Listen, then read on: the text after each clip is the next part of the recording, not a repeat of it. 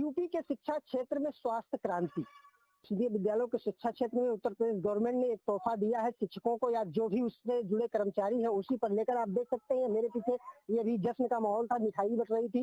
ये सब शिक्षक है, कहीं ना कहीं अलग अलग विधा से, कोई इसमें नियमित है तो कोई कंट्रेक्चुअल बेस पर है, लेकिन सब शिक्षक है। कोई अनुदेशक है, कोई शिक्षा मित्र है, कोई जो है परमानेंट शिक्षक है। ये सब लोग खुशी का इजहार कर रहे थे और कारण यही था कि यूपी गवर्नमेंट ने इनके लिए एक तोहफा दिया है जो इनके और इनके परिवार की स्वास्थ्य की गारंटी लेता है। उसी बिहार पर आप लोग यहाँ जश्न मना रहे हैं, खुशी मना रहे हैं। तो आज हम इनसे जानेंगे कि आखिर आप लोगों का क्या मानना है। चूंकि खुशी मना रहे हैं तो उससे जाहिर हो रहा है कि निश्चित तौर पर सरकार के उस फैसले का आप लोग स्वागत करते हैं और बड़े ही मन से स्वागत कर रहे हैं। क्या नाम है आपका? हमारा नाम है हेमंत कुमार शुक्ला। मैं शिक्षा मित्र संघ का जिला अध्यक्ष हूँ। शिक्षा मित्र संघ के जिला अध्यक्ष हैं। अच्छा, ये बताइए, जो अभी हाल ही में वित्त मंत्री सुरेश खन्ना जी ने एक ड्राफ्ट प्रस्तुत किया जिसको पारित किया गया उत्तर प्रदेश सदन में, और उस बिहाफ पर आपको और आपके परिवार को कैशलेस हेल्थ सुविधा मिली है, यानी कवरअप मिला है। और सबसे बड़ी बात यह है कि उसमें पूरे परिवार को कवरअप किया गया है, आपसे रिलेटेड जितने लोग हैं।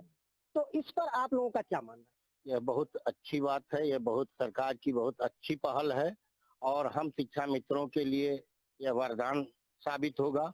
लेकिन इसी के साथ हम लोग केवल 10,000 रुपए पर 7 साल से काम कर रहे हैं और लगभग इस विभाग को हम 25 साल से सेवा दे रहे हैं, तो इससे परिवार चलाना बड़ा दूभर है। तो इसी क्रम में हम ये चाहते हैं कि यह मिला, यह बहुत अच्छी बात है, सरकार को बहुत बहुत धन्यवाद। लेकिन आगे इस पर भी विचार होना चाहिए कि हमारी आर्थिक स्थिति जो है सुदृढ़ हो। आपके मानदेय पर भी विचार होना चाहिए, जिससे ये वो शिक्षा मित्र है, ये वो लोग हैं जिन्होंने लंबा संघर्ष किया अपने लिए।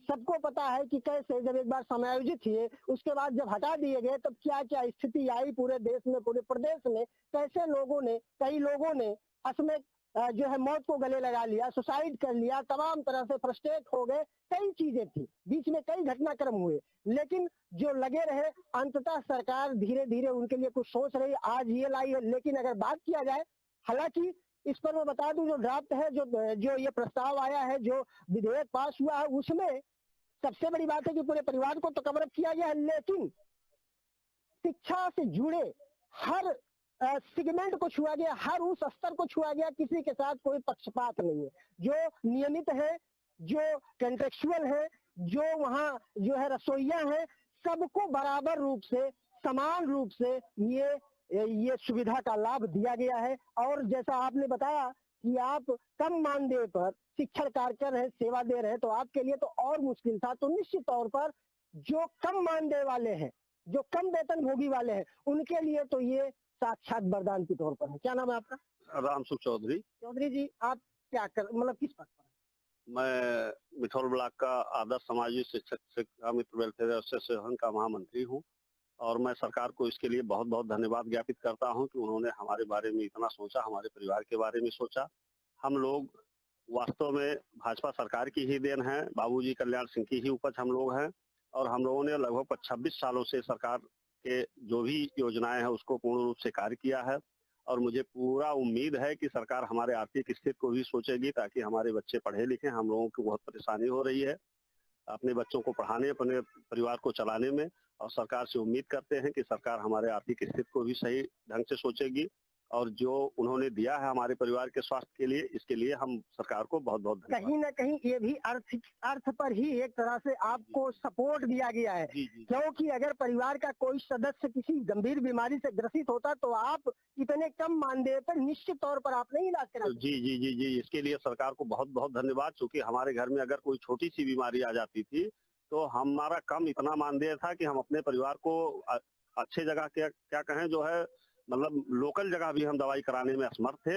इसके लिए सरकार ने हमारे दुख को समझा और उसके लिए व्यवस्था किया। इसके लिए हम सरकार को बहुत बहुत जानकारी के मुताबिक अगर आप शिक्षा मित्र की बात कर ले, हम कंट्रेक्चुअल बेस के, तो शायद 12 महीने में 1 महीने का मानदेय भी आप लोगों को नहीं मिलता। जी जी बिल्कुल, 1 महीने का मानदेय भी नहीं मिलता। उस समय हमारे लिए बहुत विकट समस्या होती है कि हम अपने परिवार को चलावे कैसे, और सरकार ने हमारे बारे में सोचा। इसके लिए हम माननीय आदित्यनाथ जी का, योगी आदित्यनाथ जी का और मोदी जी का बहुत बहुत धन्यवाद। सरकार के प्रति आभारी हैं। क्या नाम है मैम आपका? जी, मेरा नाम नेहा चतुर्वेदी है। अच्छा, आप किस पद पर हैं? मैं सहायक अध्यापक हूँ मिठिपल ब्लॉक में, सिद्धार्थनगर में। तो सरकार ने एक समान रूप से सभी कर्मियों, शिक्षा जगत में जुड़े सभी कर्मियों को समान रूप से ये लाभ दिया है। आप इस पर क्या कहना चाहते हैं?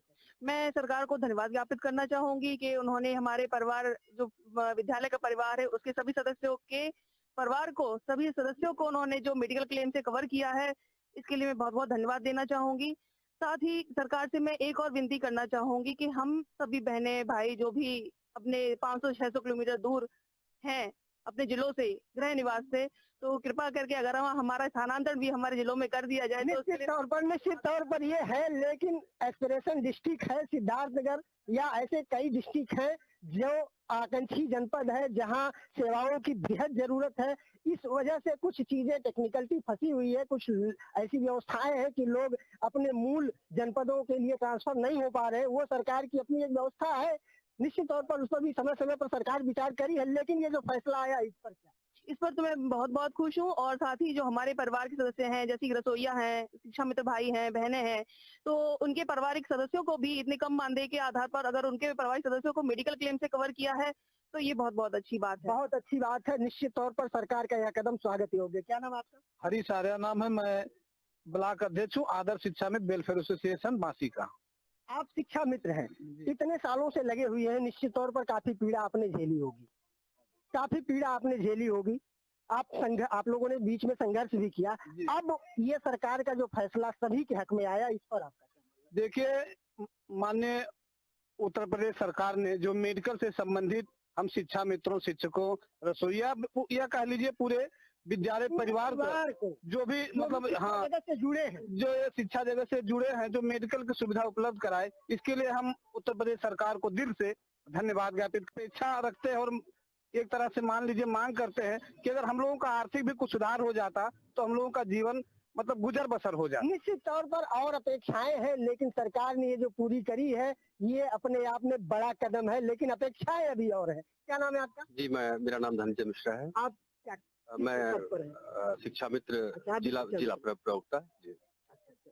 तो ये सरकार ने जो आप लोगों के लिए एक तोहफा ही कहा जाएगा, और मैंने पहले ही कहा शिक्षा मित्र अगर है तो उनके लिए वरदान, और रसोईया के लिए तो महावरदान है, क्योंकि रसोईया की न तो उतनी आमदनी है और ना वो उतने पारिवारिक रूप से उतनी समृद्ध है कि अगर उनके परिवार में कुछ ऐसा हो जाता है तो इलाज करा सके।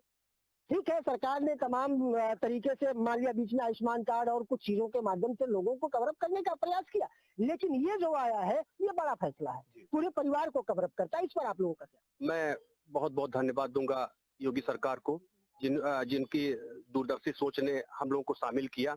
और वाकई अभी हमारे मित्र सुखराम जी जो शिक्षा मित्र थे वो अभाव में एक्सपायर कर गए, बहुत जल्दी अभी एक्सपायर किए हैं, 1 महीना भी नहीं हुआ है। और अगर आज ये कैशलेस सुविधा उनके पास उपलब्ध होती तो हम उनकी अच्छी जगह इलाज करा सकते। तो ऐसे बहुत सारे पूरे उत्तर प्रदेश में कम से कम हजारों के हजार संख्या में लोग बीमारी से एक्सपायर कर गए।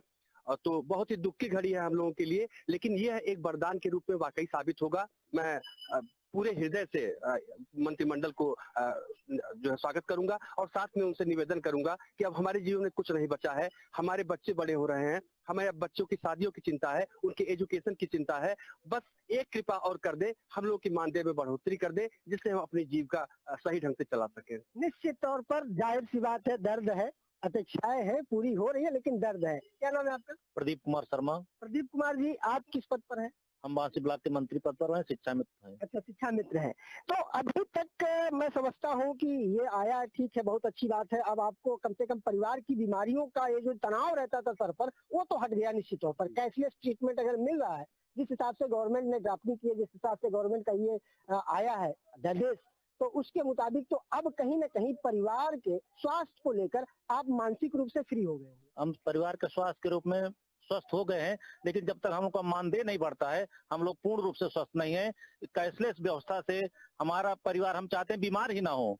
निश्चित तौर पर बिल्कुल हर परिवार चाहता है कि परिवार बीमार ना हो, निश्चित तौर पर नहीं चाहते, लेकिन कभी कभार ऐसी विषम परिस्थितियों से हमको गुजरना पड़ता है, ना चाहते हुए भी वो चीजें हो जाती। अगर हम लोग का मानदेय बढ़ जाएगा तो हम लोग स्वतः स्वस्थ हो जाएंगे, बीमार ही नहीं होंगे, और कैशलेस मिलेगा तो बूढ़े माँ बाप की सेवा भी हो जाएगी। बिल्कुल बिल्कुल, अगर मानदेय बढ़ जाएगा तो निश्चित तौर पर बीमार ही नहीं होंगे। क्या नाम है सर आपका? मेरा नाम स्वरूपम द्विवेदी है। स्वरूपम द्विवेदी जी, आप किस पद पर हैं? मैं माध्यमिक शिक्षक संघ का जिला उपाध्यक्ष हूँ और शिक्षक हूँ इंटर कॉलेज में। तो अगर देखा जाए तो अपर लेवल पर तो ये व्यवस्था नियमित शिक्षकों के लिए पहले से थी, लेकिन अब एक समान रूप से आ गया है, तो इस पर आपका क्या?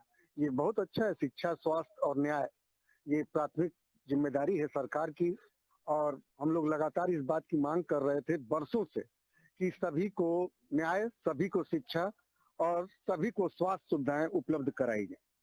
आप देख रहे हैं कि लगातार जो स्थितियां बन रही हैं वातावरण या प्रदूषण या अन्य माध्यमों के कारण, लोग पहले की अपेक्षा ज्यादा बीमार हो रहे हैं, और बीमारियों में वो सामान्य बीमारियां नहीं है बल्कि क्रिटिकल लेवल पर बीमारियां इलनेस कारण बन रही हैं, और इलाज इतना महंगा हो चुका था कि आम आदमी के बस की चीजें बाहर होती जा रही। और जैसा हमारे ज्यादातर भाई यहाँ प्राथमिक शिक्षा मित्र वर्ग से हैं, 10,000 रुपए में ये कैसे अपना खर्चा चलाते होंगे, कैसे व्यवस्था चलाते होंगे, आज के तारीख में आश्चर्य का विषय। हमारे ख्याल से अफ्रीका से बुरी स्थिति निश्चित तौर पर महंगाई का जो दर है उसके मुताबिक 10,000 में परिवार चलाना ये बहुत बड़ी। फिर भी सरकार से तो विशेष धन्यवाद कि उन्होंने इस अति महत्वपूर्ण विषय को उठाया, और 5 सितंबर शिक्षक दिवस के दिन जो उन्होंने घोषणा की, आज उसका इम्प्लीमेंटेशन उन्होंने कैबिनेट डिसीजन के द्वारा किया। अब हम लोग यही चाहेंगे कि जल्दी से जल्दी इस प्रोसेस में बहुत ज्यादा समय न लगे, 1-1.5 महीने में सारी प्रक्रिया पूरी कर कार्ड होल्डर्स, और बेहतर तो ये होता है कि ये लिमिट अनलिमिटेड रहती, फिर भी हम लोग इसका एकदम हृदय से अनलिमिटेड इसमें एक कंडीशन है। हालांकि ये जो कैशलेस ट्रीटमेंट है, हेल्थ ट्रीटमेंट बिना किसी कंडीशन के है। सिर्फ एक कंडीशन जो मैंने ड्राफ्ट को पढ़ा, जो मैंने प्रारूप को पढ़ा, उसके मुताबिक कुछ निजी अस्पताल भी नामित किए जाएंगे, उन पर आयुष्मान कार्ड की तर्ज पर 5 लाख तक का साल में है। लेकिन अगर आप सरकारी अस्पतालों में जाते हैं जो सरकार के द्वारा संचालित है, उसमें अनलिमिटेड ट्रीटमेंट का कोई लिमिट नहीं है, कोई फीस निर्धारित नहीं है। सही है, ये बात आपकी सही है। जो स्टेट एजेंसी नामित हुई है इसके लिए, वो एक व्यवस्था के तहत कार्य करेगी। जैसे राज्य कर्मचारियों को दीनदयाल कार्ड मिलता है, उसमें कोई लिमिट नहीं, तो ये बहुत बेहतर व्यवस्था है। फिर भी ये एक शुरुआत है, और आगे स्वास्थ्य इतना महत्वपूर्ण विषय है कि शायद एक परिवार अपनी आय का 25% आज की तारीख में, अगर उसका फैमिली सेटअप फुल है, माता पिता और बच्चे उसमें शामिल हैं, तो लगभग 25% के आसपास व्यय की स्थिति बन जा रही है कई बार। तो सरकार ने इस दिशा में बहुत ही सार्थक कदम उठाया है। हम संगठन की तरफ से और शिक्षक बंधुओं की तरफ से उनका हृदय से धन्यवाद ज्ञापित करते हैं। निश्चित तौर अपने जीवन की कमाई का 1/4 से अधिक अपने परिवार के स्वास्थ्य पर आदमी खर्च कर देता है, और जो सरकार का ये तोहफा है शिक्षक वर्ग को, वो अपने आप में बड़ी। अभी शिक्षा मित्र बंधुओं के साथ, अनुदेशकों के साथ, रसोइयों के साथ एक बहुत कम आय में ये अपना जीवन यापन करती हैं। जहाँ तक रसोइयों की बात है 1,500 रुपए महीने है, अनुदेशकों की बात है 8,000 साढ़े 7,000 रुपए है, शिक्षा मित्र भाई बंधुओं की बात है 10,000 है, जबकि वो हमारे कंधे से कंधा मिलाकर काम कर रहा है। 100%। तो ये चाहते हैं सर कि मानदेय की बढ़ोतरी न होकर के इनको पूर्णतः अध्यापक के पद पर समायोजित किया जाए। हमारा उद्देश्य ये है कि वो हमारे कंधे से कंधा मिलाकर काम करें। जो भी क्वालिफिकेशन है लगभग सभी लोग क्वालिफाई हैं, इसमें कोई कमी नहीं है। तो हम तो ये चाहते हैं कि पूर्णतः अध्यापक बनाया जाए, जो उनसे पद और इनका सम्मान छीना गया उसको वापस किया जाए। प्रदेश सरकार ऐसी नीति बनाए कि इनको जल्द से जल्द उस पूर्ण वेतन के साथ समायोजित कराया जाए, और अगर ये ऐसा हो जाए तो हमको किसी भी बीमे की जरूरत नहीं पड़ेगी, हम वो सक्षम हो जाएंगे। बिल्कुल निश्चित तौर पर अगर हमारी आमदनी बढ़ जाए तो हमें सहारे की जरूरत नहीं है, हम अपना सहारा खुद बन सकते हैं, अपनी चीजों को खुद हम आगे बढ़ा सकते हैं, अपने परिवार का हम देखभाल कर सकते हैं। लेकिन एक चीज मैं जरूर कहना चाहूंगा यहाँ कि जैसा कि शिक्षा मित्र जो कंटेक्चुअल बेस पर शिक्षा विभाग में अपना सेवा दे रहे हैं और इतने दिनों से देते आ रहे हैं, कई बार ऐसा देखा गया है कि परिषद के विद्यालयों में, यानी निचले जो आपकी प्राइमरी स्टेज है, उसमें आज भी शिक्षा मित्र शिक्षा की रीढ़ बनी हुई है। जी क्या कहना चाह रहे हैं सर? एक और भी चीज है, चूंकि मैं अटेवा का ब्लॉक अध्यक्ष भी हूँ, इसके साथ साथ बुढ़ापे में हम लोगों के लिए कोई ऐसी योजना नहीं है जिससे हमारा बुढ़ापा गुजर जाए। जवानी में तो कम से कम चलिए कुछ पैसे मिल रहे हैं, काम चल जा रहा है। जिस साल हम 60-62 साल के होंगे तो बिल्कुल हम लोग निरीह होंगे। तो चाहे वो शिक्षा मित्र बंधु हों, चाहे अध्यापक हों और चाहे जो भी सरकारी कर्मचारी हैं, अध्यापक हैं, उन सबके लिए जो पुरानी पेंशन की व्यवस्था थी ओपीएस, उसको भी लागू किया जाए। और जितना भी ये निजीकरण के नाम पर तमाम कंपनियां हैं जो सरकार का और हमारा दोनों का पैसा लेके और किस आधार से ये एनपीएस में पैसे बढ़ रहे हैं, दुनिया जाहिर है। मेरे ही 10 साल पहले जो पैसे निवेश थे, आज भी लगभग उसमें कोई बढ़ोतरी नहीं है, ये कुछ सैकड़ों में बढ़ोतरी है। तो ऐसी योजनाओं को बंद किया जाए जो हमारा पैसा, हमारे देश का पैसा, हमारे कर्मचारियों का पैसा खा रही है और मिल कुछ नहीं रहा है। तो हमारा सरकार से, हमारी पूरी कमेटी की सरकार से गुजारिश है कि ये स्वास्थ्य के लिए तो बहुत सुंदर कदम है, लेकिन इसके साथ इस कदम को और बढ़ाया जाए। हमारे बंधुओं को बिल्कुल उस मानदेय, उस कॉन्टेक्ट से दूर करके, उस निजीकरण से दूर रख करके परमानेंट जॉब दी जाए। पूर्णतः इनको सरकारी शिक्षा का दर्जा प्राप्त हो, पूर्ण वेतन प्राप्त हो, पूर्ण पेंशन प्राप्त हो और उनको स्वास्थ्य की भी सुविधा दी जाए जैसा अन्य जगह होता है।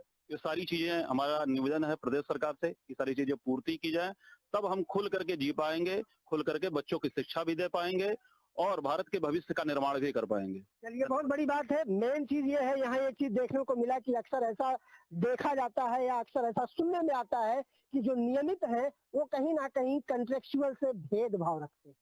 लेकिन यहाँ जो देखा गया वो नियमित कॉन्ट्रेक्चुअल के लिए आवाज उठा रहा है। ये अपने आप में बड़ी बात है। क्या नाम है आपका? रामजीत मौर्य। रामजीत जी, अभी तक जो है ये सही है, मैंने कहा कि मतलब शिक्षा मित्र, और आपने भी, क्या है, आप किस पद पर हैं? तो शिक्षा मित्र हैं हम। शिक्षा मित्र अक्सर जो है परिषदीय विद्यालयों को संभाले हुए हैं, तो इस पर एक सौगात गवर्नमेंट ने दी, इस पर आप? सौगात के लिए बहुत बहुत धन्यवाद है सरकार को, लेकिन यह है कि हमारे मानदेय पर भी सरकार विचार करे ताकि हम लोगों की जीविका चल सके, जो कि 10,000 बहुत कम मानदेय है और काफी समय से हम लोग जो है काम कर रहे हैं। कम से कम 25 साल हो गया काम करते, और समायोजन कैंसिल हुए भी हम लोगों का लगभग 8 साल हो रहा है, जिसमें एक भी पैसे की बढ़ोतरी नहीं हुई है।